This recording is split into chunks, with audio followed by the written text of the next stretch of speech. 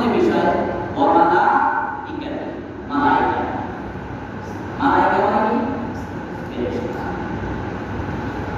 যেখানে এই মালাইকা এটা মালাক শব্দ থেকে এসেছে মালাক শব্দটা কি মূল শব্দটা কি না এই মালাক শব্দের অর্থ হচ্ছে বার্তা এই মালাক শব্দের অর্থ হচ্ছে পত্র এই মালাক শব্দের অর্থ আমরা স্বাভাবিকভাবে আমাদের বাংলা ভাষায় যেটা প্রচলিত সেটা জানি কি ফেরেশতা এটা আবার কোন শব্দ ফার্সি শব্দ আমাদের বাংলা ভাষায় অনেক শব্দই আছে যেগুলো আসলে বাংলা শব্দ নয় অনেকটাই বিদেশি শব্দ যেগুলো আমরা স্বাভাবিকভাবে কি শব্দ হিসেবে ব্যবহার করি বাংলা শব্দে ব্যবহার করি তেমনি ফেরেশতা শব্দটাও বাংলা শব্দ নয় নামাজ শব্দটাও বাংলা নয় রোজাটাও বাংলা নয় এরকম অনেক শব্দ আমাদের বাংলা ভাষায় ব্যবহার হয় চায়না শব্দ ব্যবহার হয় মেক্সিকান শব্দ ব্যবহার হয় পর্তুগিজ শব্দ ব্যবহার হয় হিন্দি শব্দ ব্যবহার হয় আরবি ভাষাতে অ্যাভেলেবেল ব্যবহার হয় আরবি ভাষাতে আমরা একটা গ্রাম অঞ্চলে আগে বলতাম যে আমার পাশে দিয়ে আসতে বলতে কারো বলতাম হিন্দি বললো হিন্দি ঠিক না কি বলতাম হিন্দি বললো হিন্দি হিন্দি শব্দ অর্থ হিন্দি মানে হিন্দি আরবি শব্দ আমার নিকটে আমার কাছে দিয়ে বসন্ত আমরা এটা জানতামই না বুঝতে পারলাম এটা কি শব্দ আরবি শব্দ তারপরে তাকে হিন্দি বলতাম না এটা বলতাম আমার কাছে দিয়ে বসন্ত বলতাম যে হিন্দি বলি তো হিন্দি শব্দ অর্থ হচ্ছে আমার নিকটে আমার কাছে আমার নবী পরিবার বলি কিন্তু নবী মানে বাংলা শব্দ নবী কিন্তু বাংলা শব্দ এটা বলছো চকলেট খাই না বাচ্চারা চকলেট এই চকলেটটা কি বাংলা শব্দ চকলেটটা বাংলা শব্দ নয় এটা মেক্সিকান একটা শব্দ এরপরে আমরা চা খাই চিনি এগুলো কোন শব্দ এগুলো চায়না শব্দ এরপর আমরা পানি ঠান্ডা এই জাতীয় শব্দগুলো হচ্ছে হিন্দি শব্দ এরকম অনেক শব্দই আছে যেগুলো আমরা স্বাভাবিকভাবে আমাদের বাংলা ভাষা বাংলা হিসেবে ব্যবহার করি এমনি যে মালাইকা ফেরেশতা যেটা আমরা বলি এটা হচ্ছে একটি ফার্সি শব্দ যেটা আমরা স্বাভাবিকভাবে আমাদের বাংলা ভাষা তারা বোঝার ক্ষেত্রে এই ভাষাটাই ব্যবহার করি এই ভাষা হিসেবে আমরা জানি এই মালাক শব্দ পত্র এটা আমরা অনেকে জানি না বাংলা যেটা বলি বাংলা যেটা শব্দ এটা আমরা অনেকেই জানি না আমরা অনেক এরকম বাংলা শব্দ আছে যেগুলো স্বাভাবিকভাবে বাংলা যখন বলা হবে তখন সেটা বুঝেও না জানিও না আপনি স্টুডেন্টদেরকে যারা স্টুডেন্ট আছে তাদেরকে যদি আপনি ডিকশনারি বলেন অধিকাংশ সবাই চিনবে ডিকশনারি কি জিনিস কিন্তু তাকে যদি আপনি জিজ্ঞেস করেন অভিধান চিনো যে অভিধান চিনবে না অভিধান চিনে না বাংলা শব্দ অভিধান চিনে না কিছু ডিকশনারি চিনে এরকম অনেক শব্দ আছে আমরা প্রচলন কারণে ওটাতেই পরিচিত ওটাই না সবাই তো বলে তাহলে এই মালাইকা শব্দের অর্থ হচ্ছে ফেরেশতা যেটা আমরা বাংলা শব্দ দিয়ে বলি আল্লাহ পাক রব্বুল আলামিন অনেক ফেরেশতা সৃষ্টি করেছেন সেটা নির্দিষ্ট সীমা নির্দিষ্ট সংখ্যা কারো জানা আছে না নাই নির্দিষ্ট করে কেউ বলতে পারবে না আমার নির্দিষ্ট সংখ্যার উপরে ঈমান আনতে হবে এটাও শর্ত নয় শর্ত হচ্ছে কিসের উপরে ঈমান আনতে হবে আল্লাহ ফেরেশতা সৃষ্টি করেছেন ফেরেশতাদের প্রতি আমাদেরকে ঈমান আনা এরকম ভাবে নবীদের ব্যাপারেও কথা আছে রাসূলদের ব্যাপারেও কথা আছে ওনাদের সংখ্যা নিয়ে অনেক মতপার্থক্য আছে কারণ বিশুদ্ধ হাদিস গ্রন্থগুলোতে নবীদের সংখ্যা এবং রাসূলদের সংখ্যা নির্দিষ্টভাবে কোথাও দেওয়া নেই আবার ঈমানেরও এটা কম্পালসারি বিষয় নয় যে কতজন নবী তার উপরে ঈমান আনতে হবে এরকম কোনো বিষয় নয় নবীর উপরে ঈমান আনতে হবে এটাই হচ্ছে বিশ্বাস এটাই এই ঈমানটা আনতে হবে বিশ্বাস আপনাকে স্থাপন করতে হবে তাহলে কোরআন পড়া যুগ থেকে আল্লাহ পাক রব্বুল আলামিন ধারাবাহিকভাবে নবী রাসূল পাঠিয়েছেন যত নবী পাঠিয়েছেন তাই পাঠিয়েছেন সমস্ত নবীদের প্রতি সমস্ত রাসূলদের প্রতি আমি ঈমান আনলাম এটাই হচ্ছে কতজন আসছে অনেক হাদিসে বেশিরভাগ হাদিসে ওলামায়ে কেরাম বেশিরভাগ একটা বড় বিষয় করে আমার কোনো ইয়াতে বলা আছে 224,000 বলেছে কেউ আবার কেউ 1,000 বলেছে কেউ 10,000 7,000 বলেছে এরকম বর্ণনা আছে যেটাই হোক আমাদের মূল বিষয় হচ্ছে আমরা নবীদের প্রতি বিশ্বাস স্থাপন করি রাসূলদের প্রতি বিশ্বাস স্থাপন করি এটাই হচ্ছে মূল বিষয় এমনি ফেরেশতাদের প্রতিও আমাদেরকে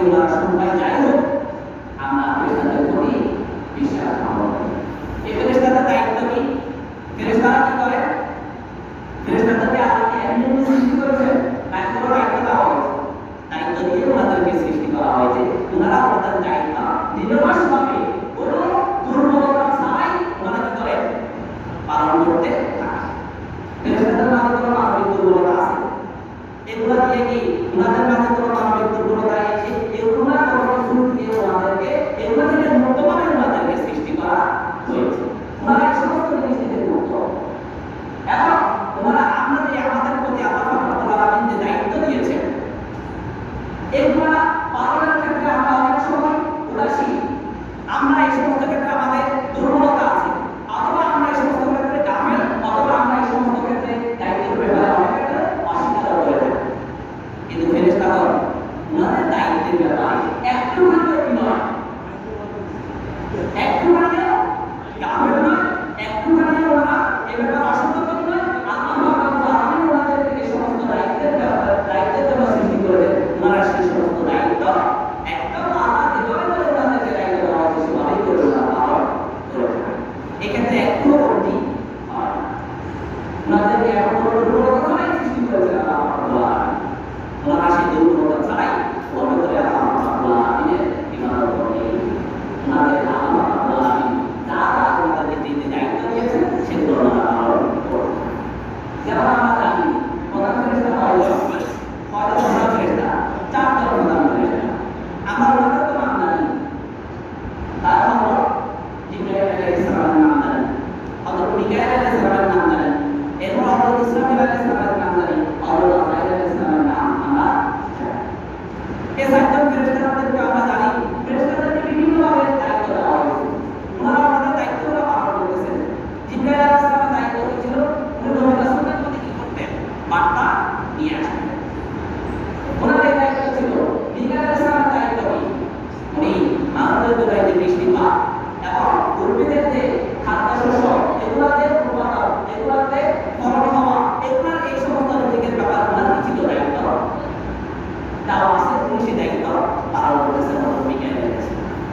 এরপরে আজরাইল আলাইহিস সালামের দায়িত্ব উনি কি করবেন? প্রত্যেকটা জীবের রূপ করবেন, উনি ওনার দায়িত্ব পালন করেছেন। আবার ইসরাফিল আলাইহিস সালামের দায়িত্ব কি? উনি সিংহের মুখ দিবেন, যে সিংহের মুখে বাচ্চাটা কি হবে?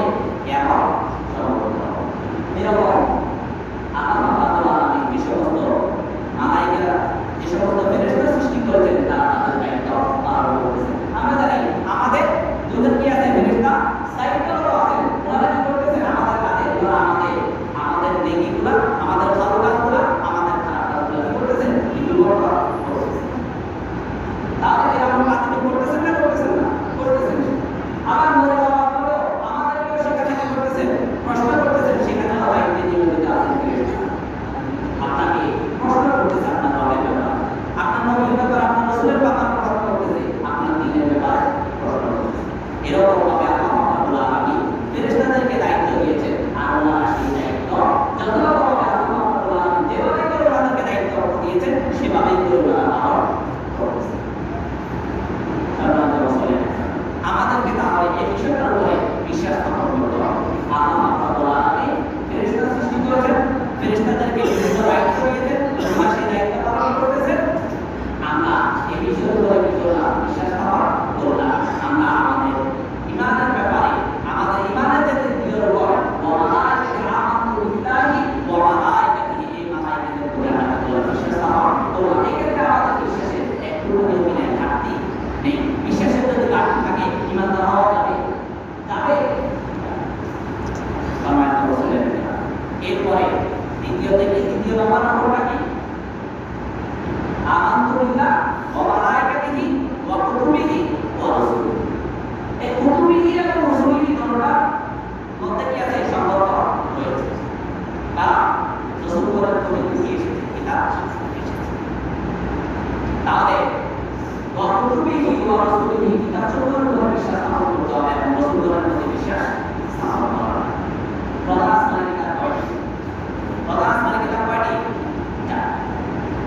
আচ্ছা, নবী রাসূল দুনিয়াতে কতজন এসেছেন? রাসূলগণের ব্যাপারে একটা কি পাওয়া যায়? একটা মত পাওয়া যায়। কতজন এসেছে না?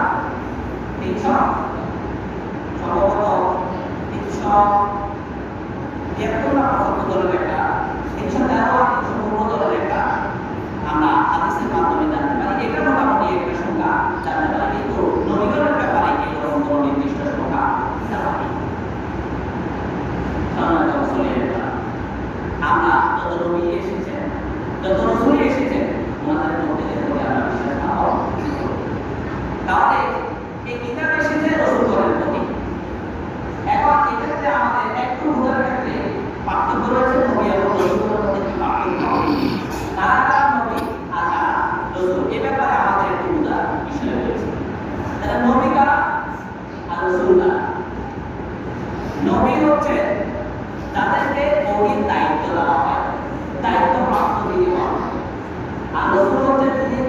ওহির যে সমস্ত নির্দেশনাবলী থাকে ও সমস্ত নির্দেশনাবলী প্রচারের কাজ করা দায়িত্ব দেওয়া হয়। আরো সহজভাবে যদি আমরা বলি, রাসূল হচ্ছেন তারা তাদের প্রতি আসমানি কিতাব নাযিল করা হয়েছে এবং তাদেরকে নতুন শরীয়ত দেওয়া হয়েছে। ওনারাই হচ্ছেন রাসূল। আর ওনার পূর্ববর্তী যে সমস্ত নবী হচ্ছেন তারা ওনার পূর্ববর্তী নবী অথবা ওনার সময় তারা নবী করে শরীয়তের কি করেন প্রচার করে থাকেন। ওনার এই রাসূলের দায়িত্ব পালন করে থাকেন। ওনারাই হচ্ছেন রাসূল। ওনাদের প্রতি কি কাফি হয় না নাযিল হয় নাই। ওনারা ওনার পূর্ববর্তী নবী রাসূল কিংবা ওনার সময়কার একই সাথে রয়েছে, একই সময় রয়েছে, একই জামানায় রয়েছে। ওই রাসূলগণের প্রতি যে শরীয়ত এসেছে ওই শরীয়তের ভিতরে দায়িত্ব পালন করে থাকে। যেমন আমরা চারজন নবী রাসূলের নাম জানি, চারটি কিতাবের নাম জানি। যেমন হযরত মুসা আলাইহিস সালামের প্রতি কিতাব নাযিল হয়েছে, কোন কিতাব? তাওরাত কিতাব নাযিল হয়েছে, আমরা জানি। এরপর হযরত ঈসা আলাইহিস সালামের প্রতি কোন কিতাব নাযিল হয়েছে? কোন কিতাব? ইনজিল কিতাব নাযিল হয়েছে। এরপর হযরত দাউদ আলাইহিস সালামের প্রতি কোন কিতাব নাযিল হয়েছে? জাবুর কিতাব নাযিল হয়েছে। আর হযরত মুহাম্মদ রাসূলুল্লাহ সাল্লাল্লাহু আলাইহি ওয়াসাল্লামের প্রতি কোরআন নাযিল হয়েছে। তাহলে এটা সহজে একটা উদাহরণ দিতে পারি। মুসা আলাইহিস সালামের সময় ওনার প্রতি তাওরাত কিতাব নাযিল হয়েছে। উনি আবার অনেক কিছু একটু জড়তা ছিল। জড়তা বলতে আমাদের একটা কথা বলতে অনেক কিছু করতো, বাস্তব সুন্দর কথা বলতে আপনারা সুন্দরভাবে সেটা উনি অনেক সময় বলতে পারতো না, সে কারণে ওনার মুখে জড়তা। তো উনি আমাদের কাছে দোয়া করলেন, আল্লাহর কাছে আপনি দাঁড়ালেন, আল্লাহ আমার ভাই আরো সুন্দর কথা বলতে পারে, বাকি মানুষ আপনি ওনাকে যোগদান করেন, উনি যেন আমার দিনের কি করতে পারেন। তাহলে তখন মুসা আলাইহিস সালাম কিন্তু আছে না নাই? উনি আছেন। উনিও ওনার দায়িত্ব পালন করতেছেন। ওনার প্রতি কিতাব এসেছে, তাওরাত কিতাব এসেছে, নতুন শরীয়ত এসেছে, উনি সেই শরীয়তের কি করতেছেন? যে নির্দেশনা দেওয়া আছে সেগুলো প্রচার করতেছেন। পাশাপাশি ওনাকে সহযোগিতার জন্য, এই দিনের আরো বেশি প্রচারের জন্য উনি দোয়া করলেন এবং আল্লাহ রাব্বুল আলামিন এরকম অন্যান্য রাসূলগণের সময়ও কি করেছেন? ওই একই দিনটাকে, একই শরীয়তটাকে প্রচার করার জন্য বিভিন্ন নবীগণকে দায়িত্ব দেওয়া হয়েছে, অনুরোধ দেওয়া হয়েছে। তাহলে এটা শুধু একটা কিতাবের ক্ষেত্রে এটা ব্যতিক্রম হয়েছে। নাহলে সকল কিতাবের এরকম ছিল একটা শরীয়তের জন্য একাধিক নবী পাঠানো হয়েছে। ওনারা কি করেছেন? যেমন তাওরাতে দাওয়াত দেওয়ার জন্য একাধিক নবী পাঠানো হয়েছে। এরকম যত রাসূল এসেছেন 313 বা 315 জনের কথা বলা হয়েছে। এরকম রাসূল করে দ্বীনের দাওয়াত মানুষের কাছে পৌঁছে দেওয়ার জন্য নবুয়তের দায়িত্ব অনেকজনকে যেটা কোনো নির্দিষ্ট আমরা সীমা জানতে পারি না। একটা বছর 24,000 শুনি, 24,000 জানতে পারি, আবার এর থেকে কম বেশিও জানি, বিভিন্ন বর্ণনায় পেয়ে থাকি। এটা আমরা জানি যে এরকম নবী আল্লাহ রাব্বুল আলামিন দুনিয়াতে পাঠিয়েছেন। তাহলে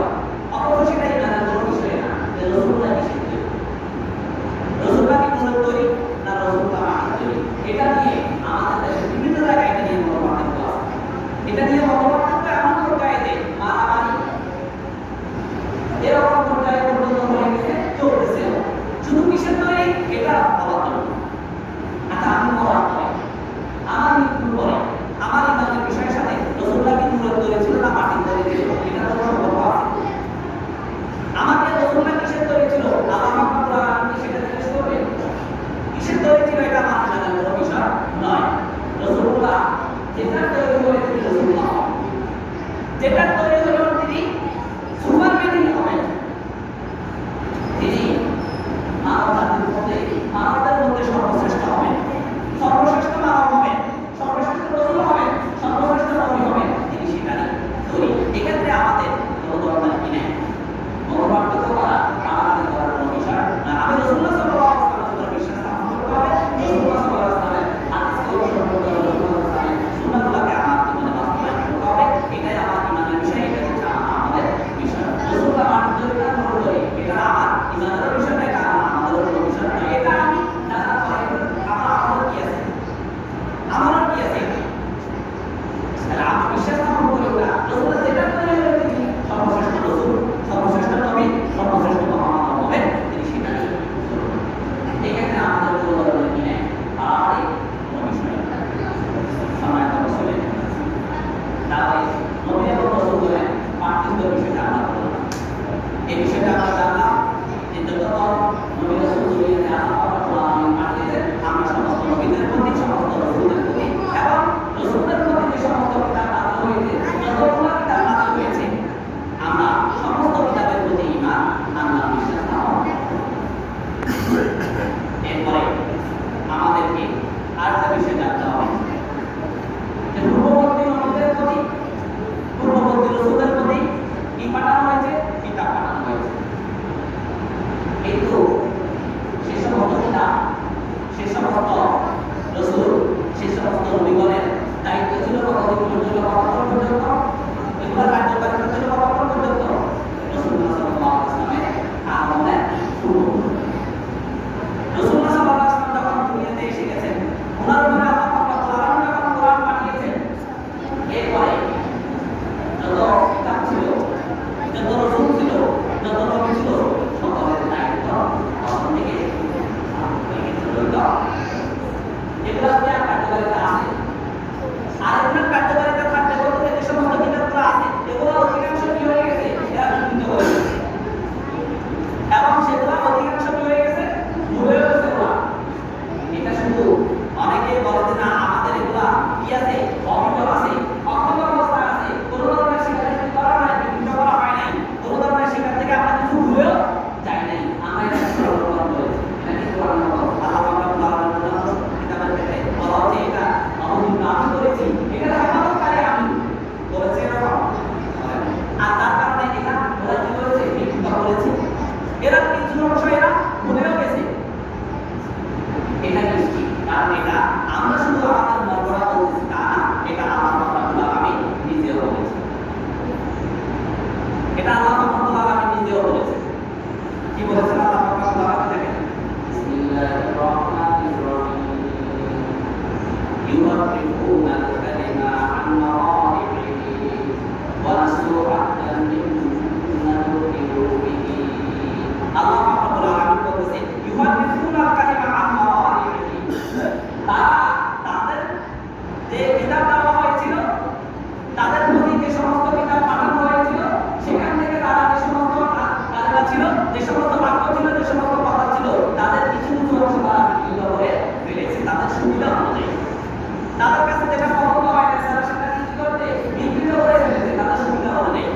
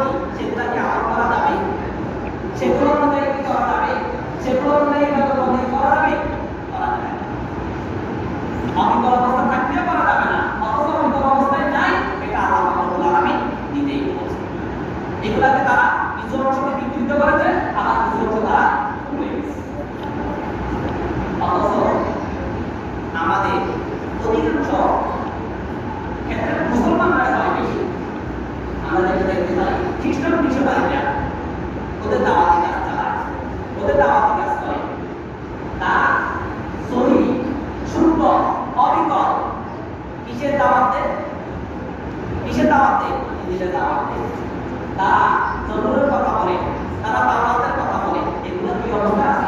শুদ্ধ অবস্থায় আছে, অশুদ্ধ অবস্থা আছে, এগুলোর কার্যকারিতা এখনো আছে। এগুলোর পরে ইমান আনলে এগুলোর মধ্যে চলার জন্য তারা দাওয়াত দেয় না, দেয় না। খ্রিস্টান খ্রিস্টানদের আল্লাহ আছে না নাই?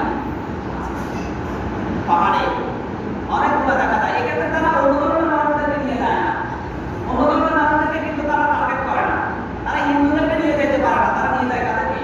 আমাদের মুসলমানদের। হিন্দু পরিমাণের মানুষ যারা কম জানাশোনা মানুষ, এদেরকে দেখা যায় যে পাহাড়ি এলাকায় বেশিরভাগ পার্বত্য চট্টগ্রামে আমাদের যে সমস্ত দুর্পরিমাণের কিছু মুসলমান ইমানদার মানুষ আছে, তাদেরকে বিভিন্ন তরফ করে গিয়ে তাদেরকে বিভিন্নভাবে কথাবার্তা বলে এগুলা করে তারা কি করে? খ্রিস্টান তারাই চলতেছে এগুলো আমাদের দেশে।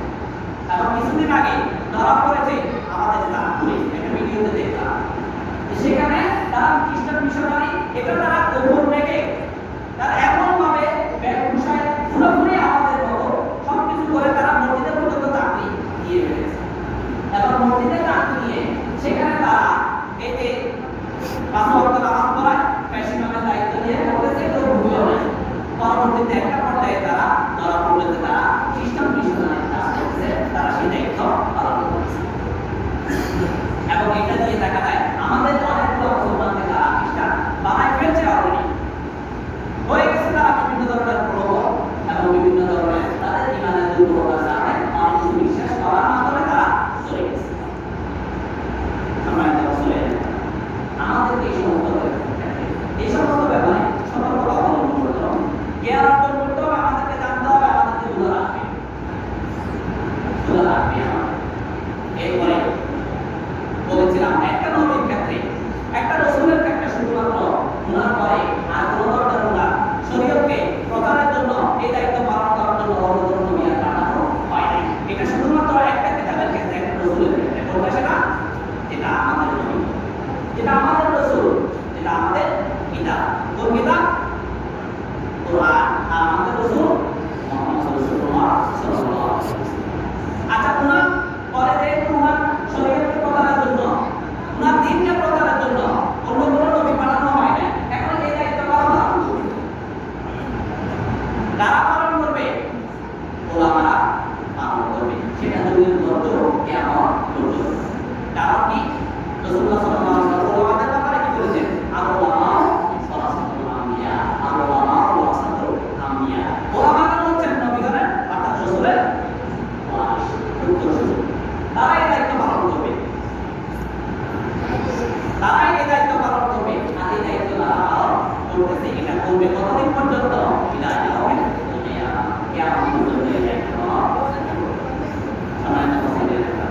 আমরা দেখেছি এই দায়িত্ব পালন করেছে রাসূলুল্লাহ সাল্লাল্লাহু আলাইহি ওয়াসাল্লামের ইন্তেকালের পর খোলাফায়ে রাশিদিনের যুগ থেকে এই পর্যন্ত সেই দায়িত্ব পালন করতেছে এবং সেই দায়িত্ব পালন করতেছে। আর এই কোরআন অবিকৃত থাকবে, এটা কিয়ামত পর্যন্ত অবিকৃত থাকবে। এটাকে চাইলেও কি করা যাবে না? বিকৃত করা যাবে না। রাসূলুল্লাহ সাল্লাল্লাহু আলাইহি ওয়াসাল্লামের প্রতি যখনই ওহী আসতেন, তিনি সেগুলোকে কি করতেন? মুখস্থ করে নিতেন এবং সাহাবীদেরকে কি করতেন? মুখস্থ করতে বলতেন। এটা মুখস্থ করতো রাসূলুল্লাহ সাল্লাল্লাহু আলাইহি ওয়াসাল্লামের সময়। এরপর থেকে রাখতো গাছের চামড়ায়, এরপর পশুদের চামড়ায়, কানের মধ্যে, কাপড়ের মধ্যে এগুলা কি থাকতো? জীবিত থাকতো। এগুলা হারিয়ে যায় না। এক সময় রাসূলুল্লাহ সাল্লাল্লাহু আলাইহি ওয়াসাল্লামের ইন্তেকালের পর এগুলা বিকৃত হয়ে যাবে কিনা, কিছু অংশ হারিয়ে যাবে কিনা, ভুলে যাবে কিনা, এই ভয় থেকে হযরতে আবু বকর রাদিয়াল্লাহু আনহু সেগুলাকে কি করেছিলেন? একসাথে করে লিপিবদ্ধ করেছিলেন। আর উসমান রাদিয়াল্লাহু আনহুর সময় সেগুলাকে একসাথে এই লিপিবদ্ধ বিভিন্ন অঞ্চলে, বিভিন্ন এলাকায়, বিভিন্ন দেশে কি করেছেন? পাঠিয়ে দিয়েছেন, যাতে করে মানুষেরা সেগুলাকে মুখস্থ রাখতে পারে এবং এই কোরআন কখনো বিকৃত হয়ে না। আচ্ছা, এখন চাইলেও অনেকে প্রিন্টিংয়ের মধ্যে ইচ্ছাকৃত মিস্টেক করে, ভুল করে যদিও চায়